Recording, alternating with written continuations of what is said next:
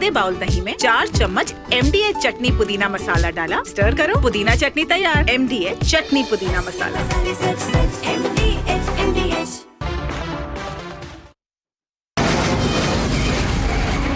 From the Republic Media Network headquarters, it's time for Arnab Goswami on the debate.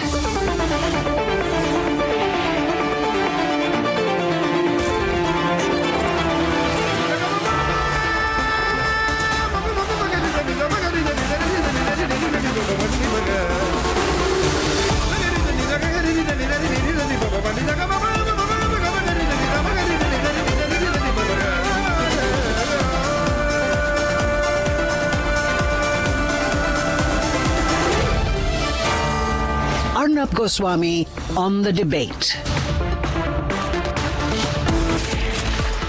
The big story is the story that is not reported. The big story is the story that is avoided. The big story is the story which a section of the media, because they get an advertising campaign and a junket, choose not to report. The story only Republic will tell you, and the story you need to think about. Ladies and gentlemen, London-Bengaluru Air India flight 132 was grounded after a pilot reported a possible huge defect in the plane's fuel control switch during pre-flight procedures. Fuel control switch. Ladies and gentlemen, think, when was the last time we were all talking about it? When was the last time you heard about it? Now, after the pilot flagged his concern and said, look here, there's something wrong with the fuel control switch, Air India quietly took the plane out of service as a quote-unquote precautionary measure. Air India knows how big that could be. Go a few months back and remember what happened to Air India flight 171, which crashed after taking off from the Ahmedabad airport for London in the other direction. It carried 230 passengers, 10 cabin crew and 2 pilots. Only 1 person survived because after 40 seconds of taking off, both engines of that same 787, same Dreamliner, lost power in the initial climb. That time also, there were questions over the fuel control switch. What is the similarity?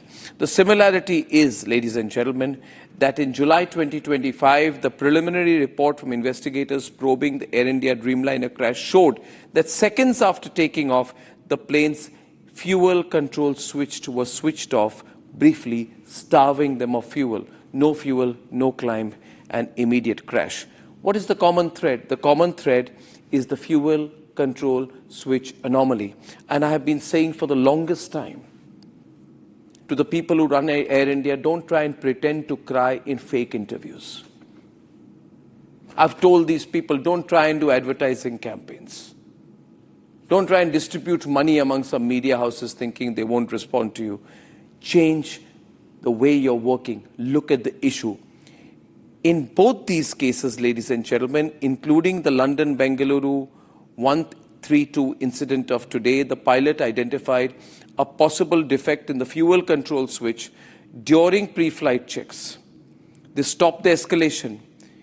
In the Boeing 787 Dreamliner crash involving flight 171, the fuel control switch was switched off, both of them, causing a catastrophic loss of power. In other words, the same system which had a problem during the crash is the same system in the same plane and the same kind of plane, same make of plane, where the same problem has emerged today. Fuel control switch. Imagine Air India, you are allowing people to blame your pilots. The key difference is timing and outcome between that and this. In this case, the anomaly was detected on the ground. The other one, the anomaly happened in the air. But the result could have been catastrophic. What makes me livid is the templated and fake reply of Air India. They said, we are aware that one of our pilots has reported a possible defect in the fuel control switch of a Boeing 787 aircraft. Here also they're trying to blame the pilot. One of our pilots has possibly reported. Look at the words being used here to put in that element of we're not sure about it. Ladies and gentlemen, the fact is what Air India should have said is we're grateful to the pilot in one of our planes for preventing a catastrophic situation with the fuel control switch. We have made a mistake, Air India should have said, by not taking this seriously so far and by being in denial. Hence, we have compromised the safety of our passengers, and since we have been caught a second time running with such a mistake, our hands in the cookie jar, we are going to really sack our entire top management and make people accountable before trying to talk back to people in the media like Republic who are raising these issues. Ladies and gentlemen, the same kind of statement, templated statement that Air India gave today is the statement that their Managing Director Campbell's Bilson spoke after the June crash. Then too, ladies and gentlemen, then too, Air India has said, we are focused on the safety of our passengers. Now you tell me, viewers, if Air India was focused on the safety of its passengers, would today's incident have happened? That's the question that everyone in the Tata Group, including Mr. Chandrasekhar, should begin to ask themselves. And this is the same plane, same airline, which then goes to the government of India and says, because of rerouting that has happened post-Pahalgam, we have suffered losses, please give us a 4,000 crore subsidy. Ladies and gentlemen, this is the same airline which then groups together with Indigo, groups together with some other airline and says, we are not going to implement the flight duty timing safety norms. We are not going to give any relief to our pilots. We are not going to follow the safety norms that the government of India had implemented and promised to implement. This same airline, which has come up with this catastrophic news today, which could have led to a catastrophic situation, is battling at the same time the government of India. And the government of India, the Civil Aviation Minister, is giving the longest rope for some reason, longest rope to Air India. Do what the hell you want. And I want to ask the government of India, will they take responsibility if anything goes wrong? How many more crashes do we want? And to the national media, I want to say, why are you not talking about this?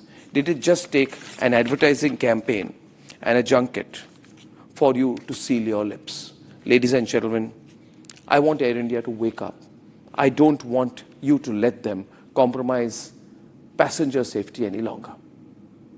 Now, ladies and gentlemen, I now come to the key point I'm starting the program with tonight. I have waited for this, and I'm delighted that today I'm joined by Mr. S. Gurumurthy. He's on air with us. I'd like to say pranam, namaskar to him. We consider him, one of our greatest mentors. Mr. Gurumurthy, among other things, is one of India's biggest macro thinkers. It's difficult to put him in a silo. Economics, politics, journalism, chartered accountancy, corporate strategy, political guru. But he has his own different take on the budget. I asked him, day before yesterday, I asked him, sir, on the day of the budget, will you come on my program? And he said, no, Arnab, I'm not one of those who give an immediate response. I need to read the budget. I need to see the fine print. And in a series of tweets today, Mr. Gurumurthy detailed the challenges being faced by India under Prime Minister Modi, how each time we fought back. And the fight back, he says, adds perspective to the budget presented. He's joined me, but first, why S. Gurumurthy's take is something which you just cannot miss. A day after Union Budget 2026-27 was presented, our focus shifts to how the government plans to sustain growth. Iconic journalist, ideologue and financial expert S. Gurumurthy puts out a trail of tweets around 2 p.m. this afternoon, bringing into focus of Prime Minister Modi battle to repair the economy after UPA-era decision dealt a body blow to India's fiscal discipline. The economic survey presented by the Chief Economic Advisor Anant Nageshwaran a couple of days before the Union Budget underlined India's determined march towards creating a Viksit Bharat in 2047. So when Nirmala Sitharaman presented the budget and increased capital expenditure, she was actually laying down the future forward strategy that would achieve the Prime Minister's Viksit Bharat dream. Public capital expenditure has increased manifold from 2 lakh crore in 2014-15 to an allocation of 11.2 lakh crore in BE 25-26. In this coming year, that is financial year 2026-27, I propose to increase it to 12.2 lakh crores. The budget's future forward plan also spelled out a key strategy. Economic security would not be viable without national security, And that was expressed through a massive boost to hike in defense spending through procurement and modernization. Civil and defense aviation. I propose to exempt basic customs duty on components and parts required for the manufacture of civilian training and other aircrafts. It is proposed to exempt basic customs duty on raw materials imported for the manufacture of parts of aircraft to be used in maintenance, repair or overall requirements by units in the defense sector. India has clearly planned this year's union budget to provide stability in uncertain global times, while sustaining high growth at home. One of the foremost political economy commentators and arguably the most followed nationalist ideologue in the country today is S. Gurumurthy. He joins us now on the debate with Editor-in-Chief Arnab Goswami.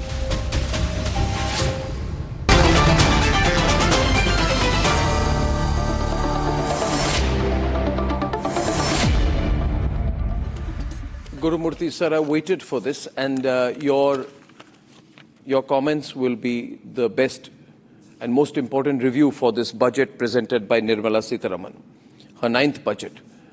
Broadly speaking, Mr. Gurumurthy, how would you rate the budget, and what is the most defining theme? I spent 1 hour yesterday trying to look for a headline. I couldn't find one instantly. What, in your view, is the big headline here? This is not an annual budget. This is a budget for 2047. You know, this budget is the watershed point in my view, because you must read the preface which Dr. Anantha Nakeshwaran has written in the Economic Survey. That sets the background, the context for the budget. The text of the budget is different. The context is more important. The tsunami of changes that have taken place, particularly the anti-India push by America, which is supposed to be a close friend of India, strategic friend of India, is something which could never have been anticipated before April 2025. So everybody thought it is a dead economy. Rahul Gandhi actually called it will be a dead economy. But surprisingly, the resilience of the Indian economy not only withstood the shock, but the growth astounded the world. How it happened? This is important. That's where you have to read Anantha Nakeshwaran's preface, which is one of the most brilliant pieces of macroeconomic global perspective to our economy and to our budget making. And we must also have a 20-year perspective of how the Indian economy, which was at its peak in 2004, the NDA government in 2004, what kind of economy it left in the hands of the UPA in 2004, and what the UPA did to destroy that economy by 2014, and how Narendra Modi had to repair the economy for the first 5 years, and then take the beating of COVID, and then rebuild the economy, and bring it to a stage where now he has to prepare the country for 2047. Unless you have these two perspectives going hand in hand, it will not be possible to understand what this budget means. Unfortunately, the budget analysis in India has not changed, but the entire concept of budget has changed from being an annual presentation of accounts and, of course, dealing with the contextual problems of that year and the previous year. But the whole budget making has changed in the last 10-12 years. Slowly, the budget making has moved away from making only annual accounts, annual programs. It began laying down the foundation for building India. I mean, it's an amazing transformation of India. And many people abroad were right. Of course, in the context of India, how India was transformed. Of course, the Western minds will only think of how China was transformed by Deng Xiaoping. That is how Modi transformed India. That is how the Western media, Western scholars began saying. But with a great difference. He transformed India with democracy and an anarchic democracy and an anarchic opposition and an unsupportive media, and he held his convictions and his ideas of taking the country forward despite all the challenges he faced within and outside. And there are 3 stages in which it happened. I will now read to you what Chidambaram said in 2004 about what kind of economy the NDA left. The economic fundamentals are strong and the balance of payments is robust. You know, after 1950, only 1 year we had balance of payment surplus, that was during the emergency. Afterwards, only in Vajpayee's period, for 3 consecutive years, we had balance of payment surplus. And that is the economy that UPA inherited. But it left a fragile economy for Narendra Modi to inherit. The banks were almost bankrupt. There was no money for lending. The corporates had looted India. The external deficit had mounted so much. Can you take 2 windows? We had 0 rated duties for importing capital goods. Our capital goods industry crashed by 15% in 1 year. So a rickety economy was inherited by Narendra Modi. 5 years the man struggled only to repair it. And afterwards came the COVID. That is the biggest hit, not only for India, but for the whole world. And afterwards, Ukraine war.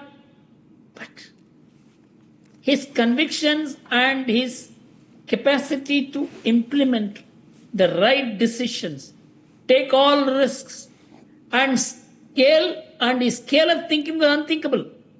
52 crore bank accounts, nobody in India could ever think of. I know at that time I was part of the discussion. The Finance Ministry said not more than 3 crore accounts. The Reserve Bank said not more than 1 crore account. The man thought of 50 crore accounts. See the transformation that has taken place in this country. This building up was necessary for this budget to think of investing in future. Till 2013-14, there was no concept of national security in digital matters. Now, digital matters have become the most important. America can shut down India in 2 hours and 3 hours, they say. And the most important point I would like to make before I close, because in my tweets I have explained, the private sector has not worked with the government's agenda. Yes. And you know what is the kind of money they have? The cash and the cash equivalents of public sector, private companies, cash and cash equivalents alone is 7.8 lakh crores.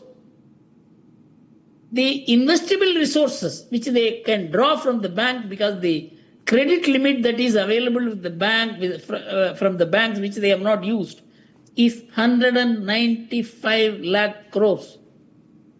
They have 200 lakhs of crores funds which they can invest, but they are not investing. The household sector has supported India. It is consuming, it is saving, it is taking care of social security, it is taking care of housing, unlike in America where 68% of the houses are supported by government lending. Our people have built their own houses. They are taking care of their parents. They are educating their children. But private sector has failed. I am happy that the media scrutinizes the government, rightfully. But should they not also scrutinize the private sector? I think there is something wrong with our understanding of budget. It is no more an annual accounts. It is an assessment of the country makes about its own economy, in which the private sector plays a significant role. And I would like the Republic to take up this issue of not only examining what the government does, but also the private sector. Well, I think there is now growing focus because of what the chief economic advisor said, your endorsement of it, and certain other illusions that the private sector is not stepping up. Yesterday, we were analyzing this. We missed you. And I had said that if you look at the government's response on two Ds and one N, nuclear, the 15-18% increase on defense, the most importantly, Professor Kamakoti joined our program from IIT Madras, and he also spoke about the data sovereignty part of it. And it was a wonderful understanding. We had Nilesh Shah to talk about the financial markets, Professor Kamakoti to talk about technology, and we had Sanjeev Sanyal to talk about the economic picture. So we got a sense that the government is thinking long term. I find Ananta Nageshwaran's introduction fascinating. I think it is a must read because it talks about how we are both a victim of geopolitics, how there's a strategic power gap. It admits we are punching below our weight, but it says that given the global situation, we need to look at the enduring long-term good rather than the immediate gratification. He quotes, and I would like to quote this last part where he quotes, he says that in the Katha Upanishad, Yama's message is timeless. Each moment asks us to choose between Shreya, the enduring good, and Preya, the fleeting comfort. The long-term and the immediate, and the mature mind chooses Shreya. The immature mind settles for the immediate comfort. In other words, our country stands to gain immensely when all of us embrace delayed gratification, sacrifice, austerity, long-term thinking, simple living, high thinking, as would have been said, will see us in a better shape 10 to 20 years from now. I would like you to expand on this thought, that there is a global realignment that's happening. We can choose between what is happening on the stock markets today, or whether the private sector will be happier today or doing things today which may give us dividends a decade from now at the earliest. Would you like to expand on what you think the chief economic advisor was attempting to say here? You see, actually, we are facing a world which is now completely splintered. For example, how Narendra Modi handled the world which was getting splintered in front of his eyes when he was going for the SCO meeting last year, after Trump imposed the 50% duty. The man never went to SCO directly. No. He went to Japan. He was America's friend. It had just signed the trade agreement. It was forced into signing a trade deal. And the man had gone there for some purpose. He didn't go for signing I'm talking about the Japanese Prime Minister. He had not gone to sign the deal. He was called and told, this is the deal, you sign. Sign it. And $500 million you will invest where I want you to invest, in which area and in which company. And the man signed and came back and he lost his job. Narendra Modi goes there. The Japanese trade delegation, which was to start on that day to go to America to sign this, they were called back from airport. Japan did not sign that $500 billion agreement. And we entered into a huge deal with Japan. So Narendra Modi first touched the friend of America and then went to SCO. And then he said, I have alternatives. And he did not stop at that. Then he signed a deal with New Zealand. Then Australia. They are all friends of America. Then he has now signed the mother of all deals with the EU. And America is burning. They are now finding fault with EU for signing. See the way our influence has grown in the world, in the global geopolitical arena, geoeconomic, geotrade. So we have now built an alternative foundation for our economy, but our still our external economy is definitely weaker. That is what he has mentioned. a small flare up there can cause huge disturbances. And how we are going to address it in the near term, year or two, is the most important challenge that we are facing. Mr. Gurumurthy, lastly, on a scale of 0 to 8, how would you rate this budget? This budget is not rateable. It is 10 on 10 according to me, if you don't consider it as an annual account. Yes. If you consider it as a vision and a mission and an agenda, which is not merely a matter which is to be confined to the normal tools by which we assess the budget. If you take a global view, the geopolitical role that India is playing, the influence that the Prime Minister is wielding as probably the most towering leader of India, if you take all this into account, in my view, it is a 10 on 10 budget. Well, that is going to be completely viral, your endorsement.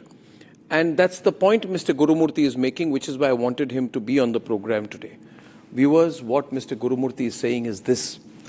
Today we are in a world of global churn. Every day we discuss Donald Trump, we discuss what's happening globally. But when it comes to the budget, we only think of its immediate direct and indirect tax benefits or tax losses.